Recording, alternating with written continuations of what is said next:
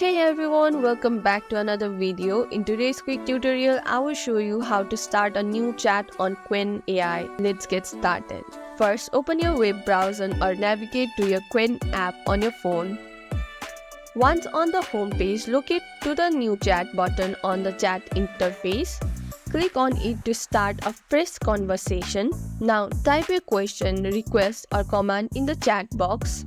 Once you have entered your prompt, hit send and press enter. The AI will generate a response in real time. You can continue the conversation by adding follow-up questions. Explore additional settings like response length, tone, or specific AI capabilities to enhance your chat experience. And that's it. Now you know how to start a new chat on Qwen app and make the most out of this powerful AI assistant. If this video helped you, drop a like, leave a comment, and subscribe for more AI guides and tutorials. Thanks for watching and happy chatting.